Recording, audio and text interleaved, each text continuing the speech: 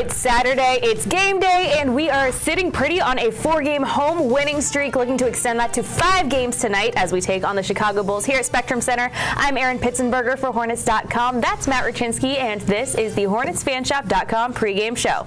Game day special first and foremost. Matt, what you got? You get 15% off your order on Hornets.com today. Doesn't matter how much you order, just get 15% off your entire order. All you got to do is use the game day special, Game Day 15. Game Day Pretty simple 15. on this one. I like that. Remember, Kemba Walker's number, Game Day 15. There you go. So get a Kemba Walker jersey. There you go. Yeah, All-Star jersey. Hey, yes. There we go. Looking forward to talking about that a little bit later. First, we got to talk about last night's game against the Memphis Grizzlies. It was a win, 192 victory. We're going to start out by talking about the first half, which wasn't the better half, but we would prefer the first half to not be the better half. Yeah. And so last night started out a little bit sluggish. What do you think was going on there in those first 2 quarters? I think it's funny because we were talking at halftime when Ashley had a chance to talk to Tony Parker. Aaron just did the same thing. Started off a little sluggish, and Tony said, "No, you're being too nice." It was horrible. It was a horrible start for us. It was a horrible start for the Hornets to start off against the Grizzlies, especially a team you know is coming in, reeling, not playing. I mean, they're playing decent, but not winning games, and not having Mike Conley in the lineup. You're sitting there going, okay, let's jump on this team early. Let's put this one away. Go to bed. Get ready for tonight.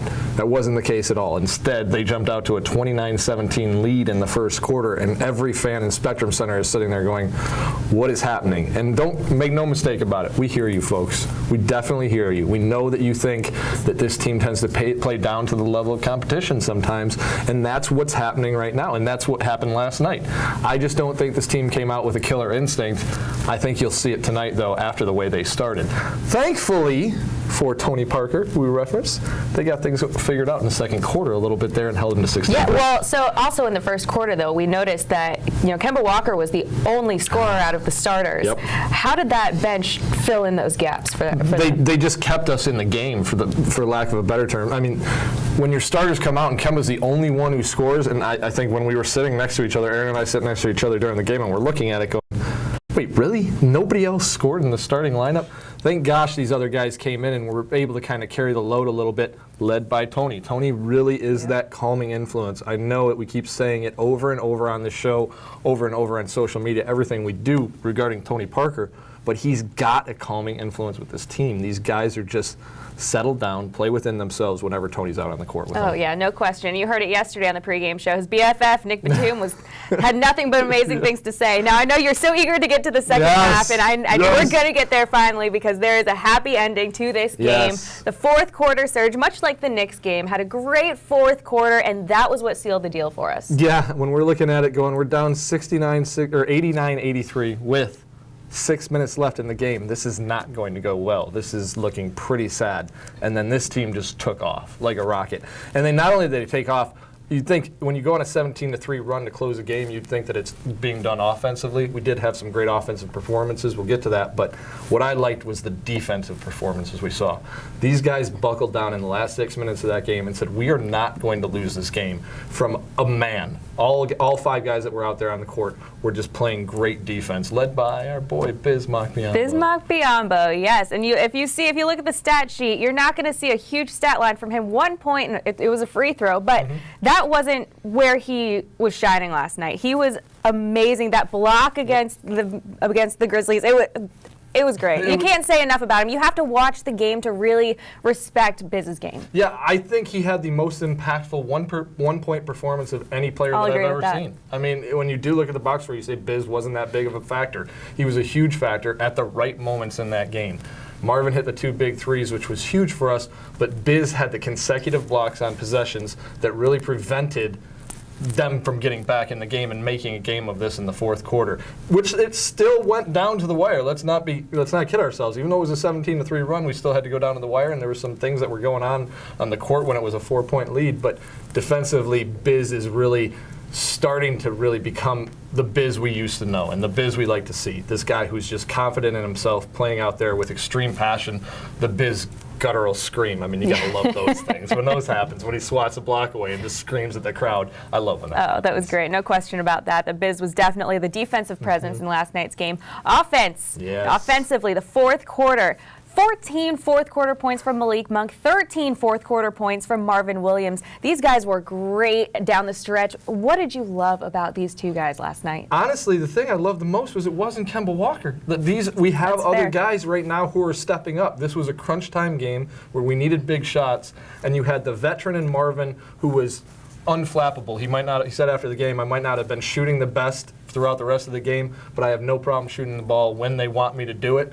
He wanted to have the ball. He wanted to keep shooting, and those back-to-back threes were killer for us. And just to see him playing with those young legs and that young energy, and maybe he was fueled by his boy Malik Monk, because Malik, in the last 2 home games, 12 points in the fourth quarter against the Knicks, 14 points yesterday. If that's the type of performances we can continue to get from Malik Monk, this is going to be a breakout type second half of the season for Malik. Yeah, definitely. That fourth quarter was really what gave everyone the juice. Take a look at these fourth quarter highlights. Miles Bridges, Malik Monk, Marvin Williams, and Michael Kidd-Gilchrist on the floor. Marvin doing what veterans do. Needed that. Huge deal, Chris Washburn. Tony Parker finds Marvin. The half hook is true. He saw the shot blocker. There he is. There's Chris Washburn. There's Chris Washburn now. 2.5 minutes remaining, fourth quarter.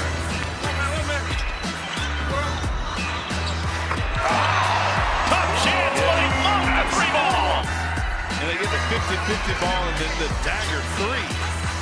Oh, my! Malik Monk! Look at this. No verbal communication. Tony Parker sees the high flyer along the baseline. Catch, finish, hang on it, young fella. We got a game. But it looks like it's going to be the same way down in Memphis. With Malik doing that and Kemba taking us home. Fourth, 3 of the night for Malik Monk. Miz saves it. Kemba's got it in the corner. 5.5 to play. Malik finishes with the left hand.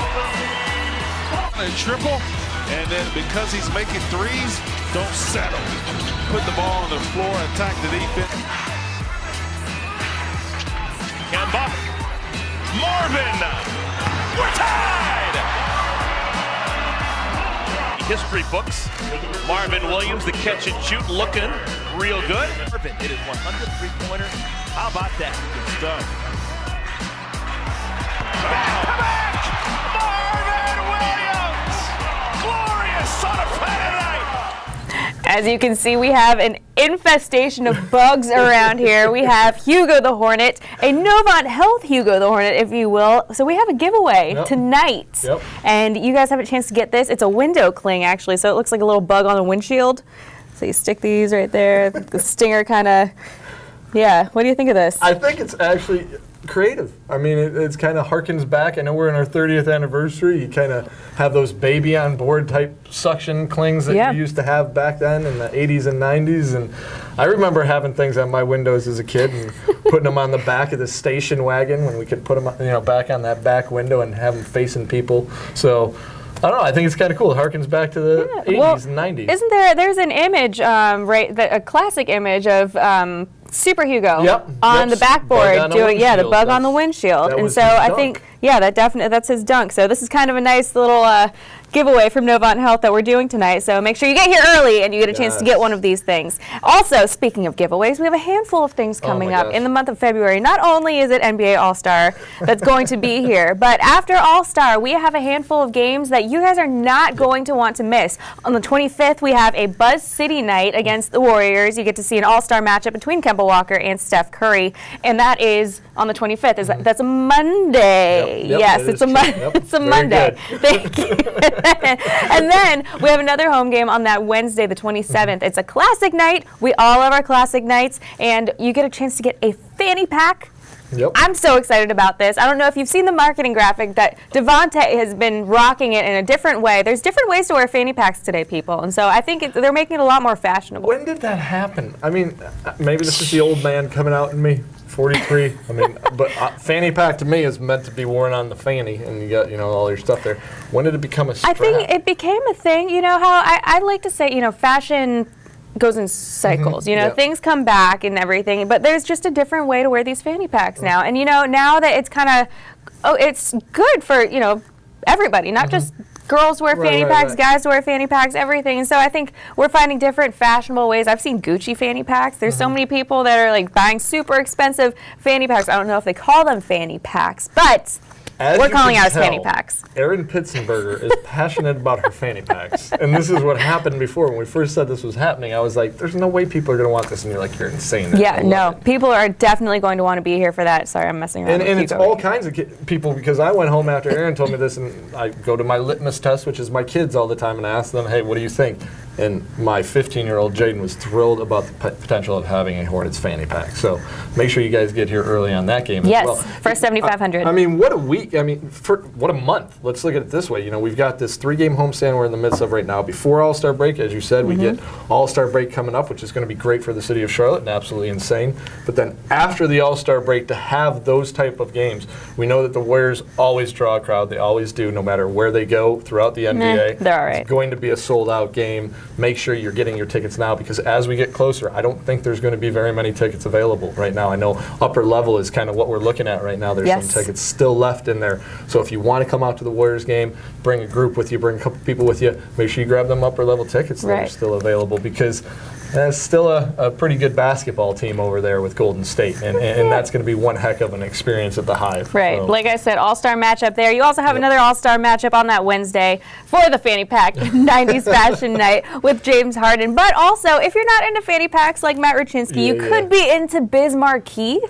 Biz Markie. I am into Biz Markie. Biz Markie is going to be our halftime performer, and he's going to be. You. Sorry, I can't. Nope. We got. All right. Ready? We're gonna give the stage to you right here. Start singing. Oh baby, you got what I need. But you say he's just a friend. But you say he's just a friend. Oh baby. Okay. All right, we're done. Yeah, we're done. As far as I get. But, you get the point. I think it was funny because before we started this, Erin, younger, Matt, older, said, what's the deal with Biz Markie? How come that was such a big song? And our producer, Jason, and I were just talking. We think there was something about, at that point in time, being so bad that it was good.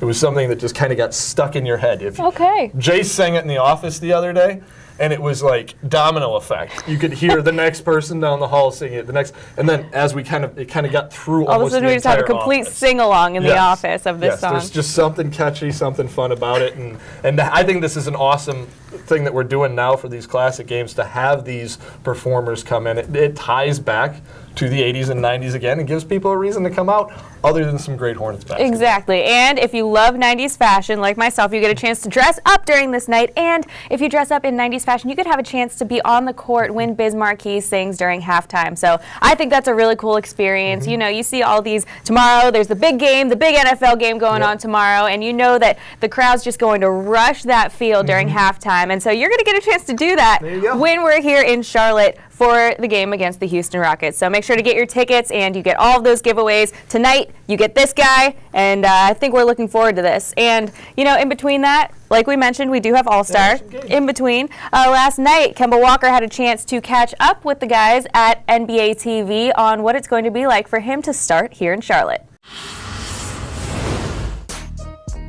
Eastern Conference starter Kemba Walker joining us here on Game Time. Kemba, good to have you with us as always. Want to get to you in a moment, but what does it mean for your team when you have Malik Monk kind of doing his thing off the bench as he did tonight with 20 points? Oh, it means a lot.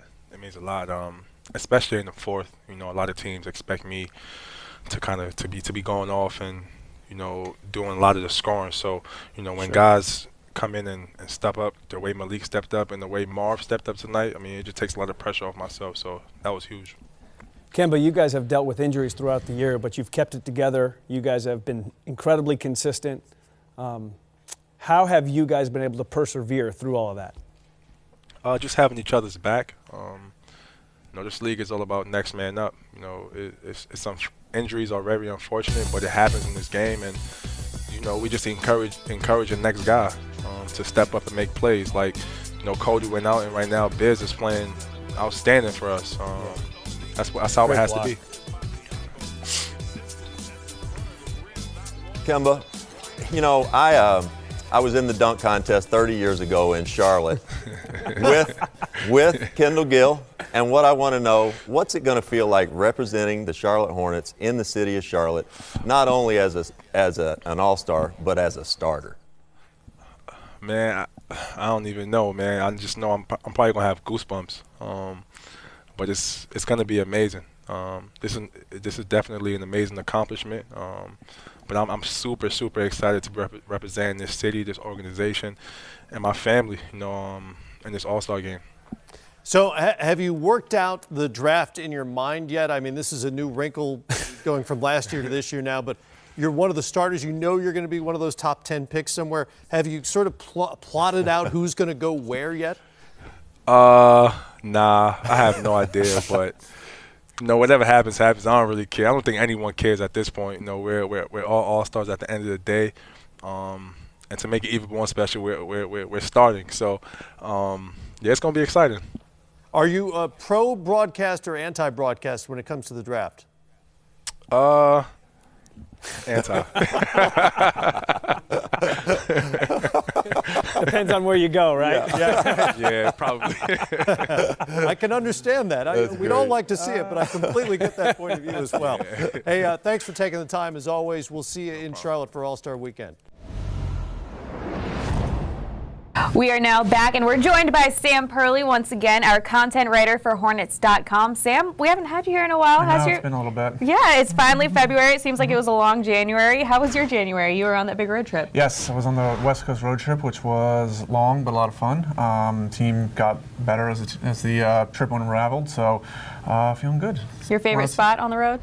I was a big fan of Portland. I liked Portland a lot. I liked the arena there. We didn't play very well in Portland, so that kind of took away from it. But that was probably my favorite city of the 6. So it's good to be back. And Hornets are playing well right now, so it's good times. Yeah, we're just coming out of this interview with Kemba Walker on what it was like to be named a starter for NBA All-Star this year. What are your thoughts? Give us your thoughts. You've seen Kemba from start to finish so far this season. What have you loved from him so far that makes him a starter for this NBA All-Star game? I mean, he's totally deserving. I think everyone in the organization has seen the hard work he's put in, not just this year, but the previous 2 or 3 years. He had a great start to the season, and I think we get to a point where we sometimes take him for granted. And what he does is not easy, and he's been leading this team, and even on nights where he's getting a little bit more help as the season goes on, but in nights where it's kind of just him, he's just been absolutely unbelievable, and it's going to be awesome to see him start the game here in Charlotte. He's totally deserving, and it's going to be a special night for him, the organization, and the city. What do you think it's going to mean? I mean, obviously it means a lot for Kemba, but what does it mean to this city to have an all-star starter named for this basketball team? Does this make this a place that people might want to come more so or something like that? It's a huge monumental event. This is not something that happens very often. A guy starting the All-Star game in his home city, and I think with the game being taken away 2 years ago, through no one's fault of their own in the organization, and then when Kemba made his first All-Star appearance that year, everyone was kind of like, oh, how cool would it be for Kemba to be making his first All-Star appearance in Charlotte? And then 2 years later, it's like, okay, we had to wait a little bit, but now he's starting the game. Right. So it's like that. It's almost like we had to wait a little bit, but it's worth the wait. It's a little bit cooler. So I think it's going to be awesome, and I think it's definitely going to be a very, very special night for this organization. We haven't had the All-Star game in almost 30 years, so I think it's going to be an event people are going to be talking about for maybe another 30 years after this. Now, unfortunately, fans, All-Star games are things that it's tough. We have a great crew here. We have a great staff. It's hard to travel a large staff to an All-Star game. There's only so many credentials and stuff you can have.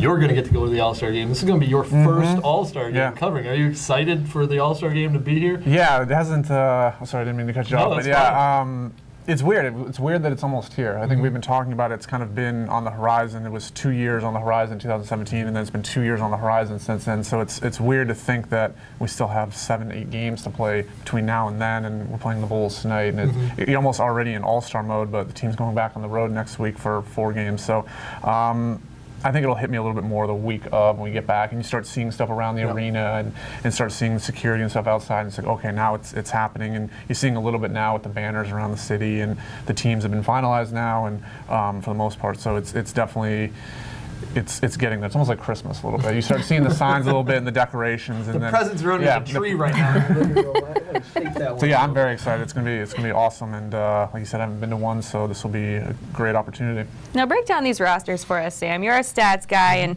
you have nuggets that we like to call pearls of wisdom here. Now, for the East and the West, give us your take, the starters that were announced. What are your thoughts, and who are you really looking forward to seeing on the big stage? I think the starters are all. I don't really have any issues with any of the starters. I think the combination of the fans and the NBA coaches or the media and then the players did a great job picking the starters. It's going to be tough. I think it's not so much seeing certain players because I think as employees here, we're spoiled. We get to see these guys a lot. Maybe it's more seeing certain guys play with other guys. So if it's seeing Kemba play with Giannis or play with Kevin Durant or playing with Steph and something like that.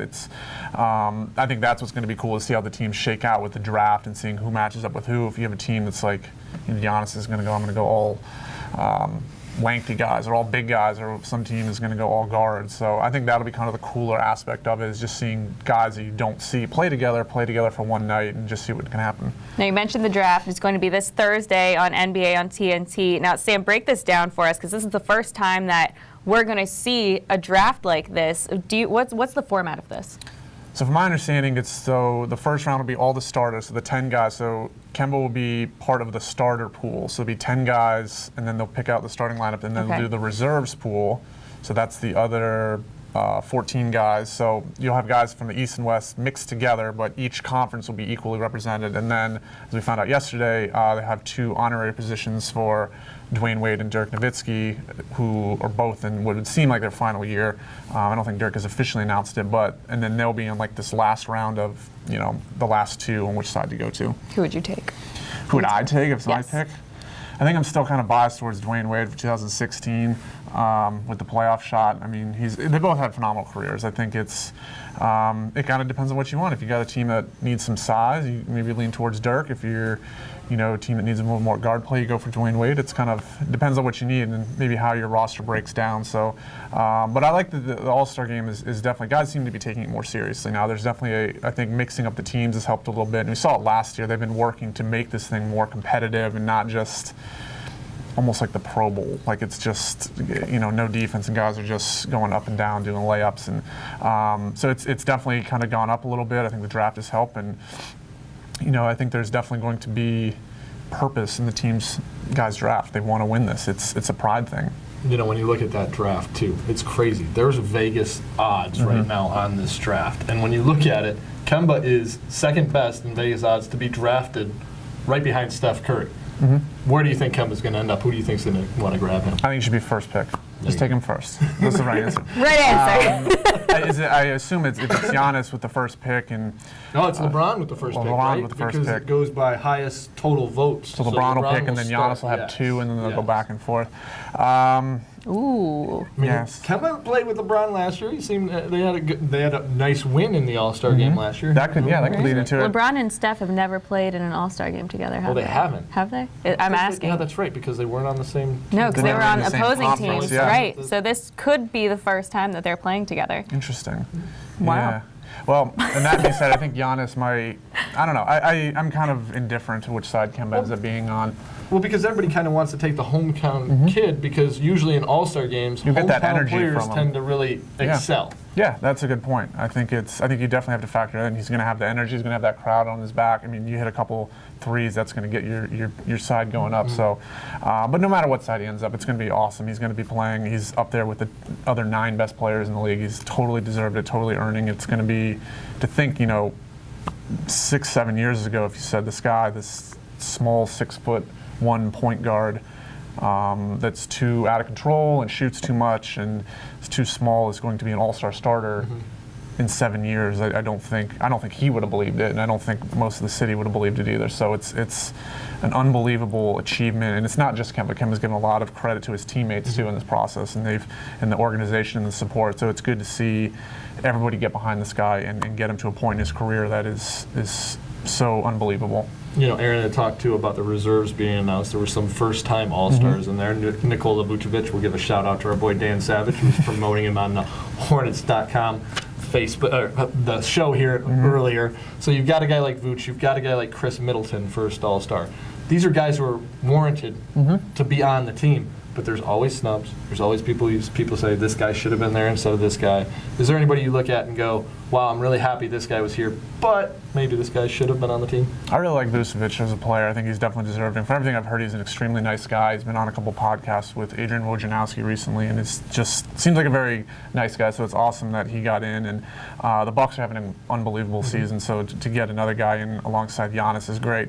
I think the rule you got to remember: if there are snubs, you got to take somebody off. And right. With all That's due the hard respect thing. to some, I had two. I thought Rudy Gobert should have been in over possibly Karl Towns. It's no slight on him, but Rudy Gobert is statistically, defensively, he's the best player in the league this year in terms of defensive rating and plus minus. He's top 5 in the league in blocks and rebounding. I thought he should get in. Utah's in playoff position at this point. They've been playing really well lately.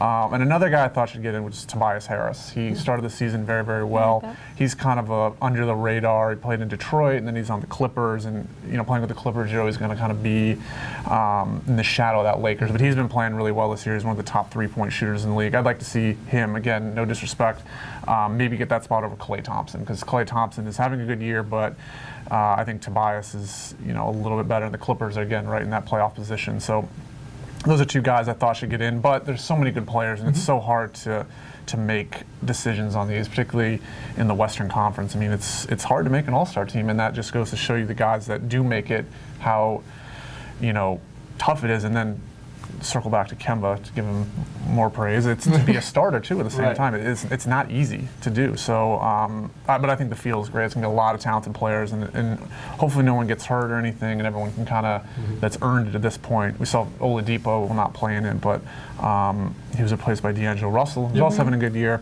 But hopefully everyone stays healthy and we get the field that is kind of set right now is here in Charlotte ready to play. Well, we could talk about All-Star forever and ever. I'm sure we could. We're going to have more opportunity to talk about that the sooner that it gets here. Right now we're going to switch gears and talk about tonight's game against the Bulls. Sam, we've seen this team twice before this season.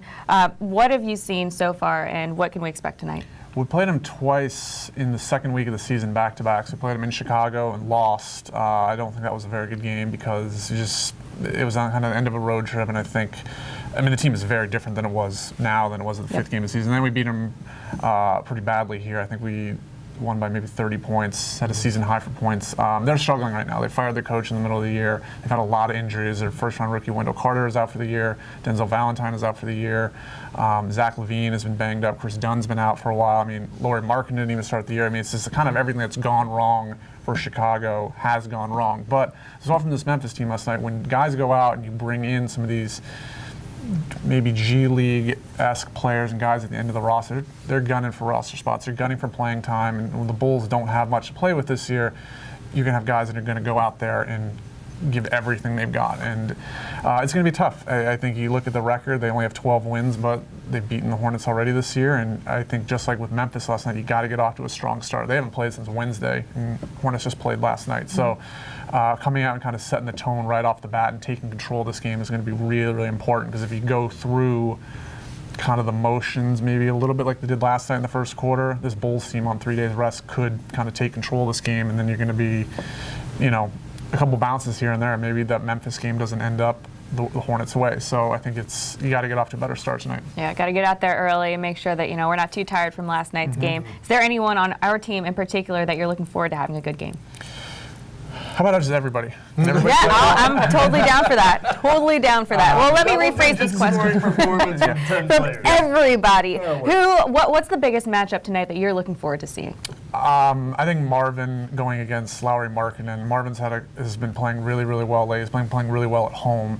Markkanen was injured at the start of the year. They're both one of the best shooting power forwards in the league. I think they're 4th and 5th in the league in three-point percentage among power forwards.